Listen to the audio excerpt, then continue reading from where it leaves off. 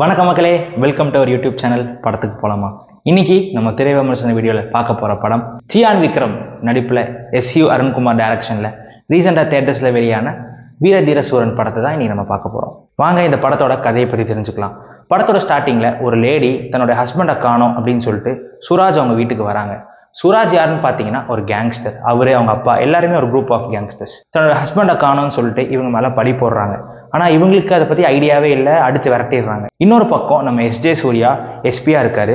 So அவரோட police ஸ்டேஷனுக்கு அந்த ஹஸ்பண்ட் இருக்கார்ல, அந்த ஹஸ்பண்ட் தன்னோட ஒய்ஃபை காணோம்னு கம்ப்ளைண்ட் கொடுக்க வராங்க. இந்த சமயத்தில் எஸ்ஜே சூர்யா சுராஜை பழி வாங்க பார்க்குறாரு. ஏன்னா அவங்க ரெண்டு பேருக்குள்ள ஒரு பாஸ்ட் இருந்திருக்கு. இந்த காரணத்தை யூஸ் பண்ணி எஸ்ஜே சூர்யா சுராஜை போட்டு தள்ள பார்க்குறாரு. சுராஜை மட்டும் இல்லை, அவரு அவங்க அப்பா எல்லாத்தையுமே தான். ஸோ இதை தெரிஞ்சுக்கிட்ட சுராஜும் அவங்க அப்பாவும் அவங்களோட விஸ்வாசியான சியான் விக்ரம் அவங்க கிட்ட ஹெல்ப் கேட்டு போறாங்க. ஸோ இதுக்கப்புறம் சியான் அவங்களுக்கு ஹெல்ப் பண்றதுக்கு களத்துல இறங்கினாரு. ஸோ இதுக்கப்புறம் அவங்களே எதிர்பாராம அவங்க வாழ்க்கையில என்னென்ன சம்பவம் நடந்துச்சு அப்படிங்கிறதா இந்த படத்தோட மீதி கதை. இந்த படத்தோட பாசிட்டிவ்ஸ் அப்படின்னு எடுத்துக்கிட்டீங்கன்னா, நான் முதல்ல சொல்றது எஸ்யூ அருண்குமாரோட டைரக்ஷன், அப்புறம் அவர் ஸ்கிரீன் பிளே கிரிப்பிங்கா பிரசன்ட் பண்ண விதம். அவரு இந்த படத்தை பிரசன்ட் பண்ண விதமே ஒரு மாதிரி டார்க்கா, ஒரு மாதிரி எல்லா கேரக்டர்ஸுமே கிரே ஷேட் இருக்கும். இவங்க நல்லவங்க இவங்க கெட்டவங்க நம்ம சொல்லவே முடியாது. இந்த படத்தை ரொம்ப டிஃப்ரெண்டா ஒரு மாதிரி ராவா சூப்பரா பிரசன்ட் பண்ணியிருந்தாரு. அவருக்கு நம்ம இங்க கிரெடிட் கொடுத்தே ஆகணும். பெர்ஃபார்மன்ஸ் வைஸ் எடுத்துக்கிட்டோம்னா எஸ்ஜே சூர்யா அண்ட் சுராஜ் ரெண்டு பேருமே ஒரு ஸ்கில்ஃபுல்லான ஆக்டர்ஸ். ஆனா இவங்க ரெண்டு பேரோட பெர்ஃபார்மன்ஸையும் ஓவர் ஷேடோ பண்ற மாதிரி நம்ம சியான் விக்ரமோட பெர்ஃபார்மன்ஸ் இருந்துச்சு. பிசிக்கலாவும் சரி எமோஷனலாவும் சரி ஒரு டெடிகேட்டடான பெர்ஃபார்மன்ஸ் அவர் இங்க கொடுத்துருக்காரு. ஸோ அவருக்கு ஹேட்ஸ் ஆஃப். இது போக படத்துல துஷாரா, மாருதி பிரகாஷ் ராஜ், இன்னும் பலர் இந்த படத்தில் நடிச்சிருக்காங்க. எல்லாரோட கேரக்டர்ஸுமே நல்லா எழுதப்பட்ட ஒரு கேரக்டர்ஸ். எல்லாருமே சூப்பராக பெர்ஃபார்ம் பண்ணியிருந்தாங்க. எல்லாருக்குமே நம்ம கிரெடிட் கொடுத்தே ஆகணும். டெக்னிக்கலாகவும் இந்த படம் ஒரு சூப்பர் ரிச்சான ஒரு படம். சினிமோட்டோகிராஃபி சொல்லணும்னா என்னதான் ஆக்ஷன் சீன், சிங்கிள் ஷாட் சீன்லாம் இருந்தாலுமே இந்த படத்தில் நிறையா ஸ்டாட்டிக்கான ஃப்ரேம்ஸ், ஒரு வைட் ஆங்கிள் ஃப்ரேம்ஸில் வச்சுருப்பாங்க. ஸோ அந்த மாதிரி ஃப்ரேம்ஸ்லாம் ஸ்டோரி டெல்லிங்கை நல்லாவே என்ஹான்ஸ் பண்ணி காட்டுச்சு. ஸோ அந்த விதத்தில் சினிமோட்டோகிராஃபி எனக்கு ரொம்ப ரொம்ப பிடிச்சது. படத்தோட பேக்ரவுண்ட் ஸ்கோர் பை ஜிவி ஒரு சிக்னேச்சரான பிஜிஎம்னு ஒன்று இல்லாமல் அதை தாண்டி படத்தில் இருக்கிற எல்லா சீன்ஸுக்குமே எப்படி பிஜிஎம் போட்டால் எப்படி விறுவிறுப்பாக நகரும் அந்த மாதிரி பிஜிஎம் சூப்பராக போட்டிருக்காரு. ப்ரொடக்ஷன் டிசைனுமே சூப்பராக இருந்துச்சு. என்னதான் இந்த படம் ஒரு நாள் நைட்டில் நடந்தாலுமே ஸோ இந்த படத்துக்கான கதைக்களமுக்கு ஏற்ற மாதிரி ப்ரொடக்ஷன் டிசைன் ரொம்ப கிராண்டாக இருந்துச்சு. இந்த படத்தோட கதை ஒரு நார்மல் கதை தான். ஆனால் இந்த படத்தை அவங்க சொன்ன விதம், ஸ்க்ரீன் பிளே ஒரு மாதிரி எங்கேஜிங்காக விறுவிறுப்பாக அடுத்தென்ன அப்படிங்கிற மாதிரி டேரக்டர் டிசைன் பண்ணியிருக்காரு. குறிப்பாக படத்தில் ஃபர்ஸ்ட் ஹாஃபில் ஒரு உருளைக்கிழங்கு சீன் ஒன்று வரும். நான் அது என்னன்னு ரிவீல் பண்ணல. அந்த சீனாக இருக்கட்டும், செகண்ட் ஹாஃபில் ப்ரீ கிளைமேக்ஸுக்கு முன்னாடி ஒரு 15 மினிட்ஸ் சிங்கிள் ஷாட். ஸோ அந்த சீனில் இவங்க ட்ராமா வச்சு கிரியேட் பண்ண டென்ஷன் ஆகட்டும், அந்த சீன்ஸில் ஆக்ஷன் சீக்வன்ஸாக இருக்கட்டும், எல்லாத்தையுமே சூப்பராக ஹேண்டில் பண்ணி செம்மையாக டைரக்ட் பண்ணியிருந்தாரு.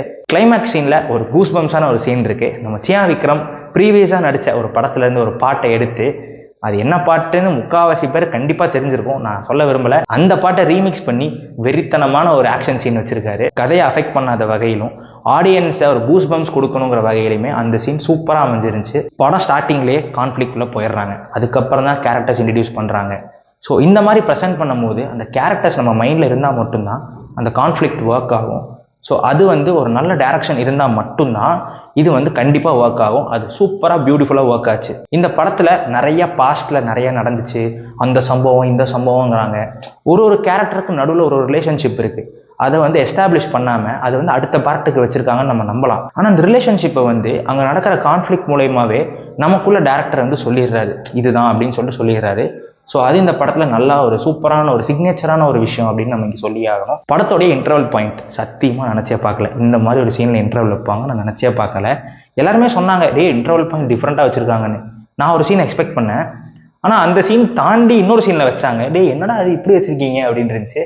அது ஒரு மாதிரி டிஃப்ரெண்ட்டான ஒரு அட்டெம்ப்ட். ஆனால் சில ஆடியன்ஸ்க்கு அது மாதிரி ஒரு அன்சாட்டிஸ்ஃபேக்ஷனாக இருக்க வாய்ப்பு இருக்குன்னு நான் நினைக்கிறேன். இந்த படம் என்னடா செம்ம மாசா இருக்கா, ஒரு வெறித்தனமான ஒரு படமா? ஆமாம், இந்த படம் ஒரு வெறித்தனமான படம் தான். ஆனால் இந்த படங்கள்லையுமே பிரச்சனைகள் இருக்கு. என்ன கேட்டிங்கன்னா, எஸ்ஜே சூர்யாவோட கேரக்டர் ஒரு மாதிரி அண்டர் பிளே பண்ணக்கூடிய ஒரு கேரக்டர் தான். நம்ம எஸ்ஜே சூர்யாவை இதுக்கு முன்னாடி ஒரு நடிப்பு அரக்கனாத எல்லா படத்துலையும் பார்த்துருக்கோம். அது இந்த படத்தில் பார்க்கலையோ, அது மிஸ் ஆகுதோ அப்படின்னு சொல்லிட்டு ஒரு சின்ன ஃபீல் இருந்துச்சு. என்னதான் இந்த படம் விறுவிறுப்பாக போனாலுமே ஃபர்ஸ்ட் ஹாஃப்லேயே இருக்கட்டும் செகண்ட் ஹாஃப்லேயே இருக்கட்டும் ஒரு சில சீன்ல கொஞ்சம் லேக் அடிச்சுது. லேக்னு இல்லை, இந்த இடத்துல கொஞ்சம் எலாங்கேட்டா போகுதோ, அந்த இடத்துல இன்னும் கொஞ்சம் கம்மி பண்ணியிருக்கலாமோ அப்படின்னு சில இடங்கள்ல தோணுச்சு. ஆனால் அது பிரச்சனையாக படவே இல்லை. இந்த படம் சியான் விக்ரமுக்கு ஒரு கம்பேக்குன்னு கேட்டிங்கன்னா டெஃபினட்டாக ஒரு மொரட்டு கம்பேக்குன்னு நம்ம இங்கே சொல்லி ஆகணும். இந்த படத்தை நீங்கள் தேட்டரில் ஃபேமிலியோட பார்க்கலாம். பட் ஸ்டில் இது ஒரு யூஏ சர்டிஃபைட் படம். இந்த படத்தில் நிறையா ரத்தம் தெறிக்கக்கூடிய காட்சிகள், ஏகப்பட்ட காட்சிகள் இருக்குது.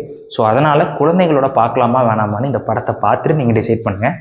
இந்த படத்துக்கு நம்ம கொடுக்கக்கூடிய ரேட்டிங் 3.5 ஸ்டார்ஸ் அவுட் ஆஃப் 5. மீண்டும் மற்றும் இதே மாதிரி இன்னொரு திரை விமர்சன வீடியோவில் உங்களை விரைவில் சந்திக்கிறேன். அதுவரை உங்களிடமிருந்து விடைபெறுவது உங்கள் சுதர்ஷன். வணக்கம். இந்த வீடியோ உங்களுக்கு பிடிச்சிருந்துச்சுன்னா லைக் பண்ணுங்கள், ஷேர் பண்ணுங்கள், சப்ஸ்கிரைப் பண்ணிடுங்க. அப்படியே நம்ம பெல் பட்டனை கிளிக் பண்ணி விட்ருங்க. நம்மளோட வீடியோஸ், நம்மளோட ஆடியன்ஸ் இன்ட்ராக்ஷன்ஸ் எல்லாமே உங்களுக்கு வந்து சேரும். ஸோ இன்னொரு வீடியோவில் பார்க்கலாம். Until then stay tuned.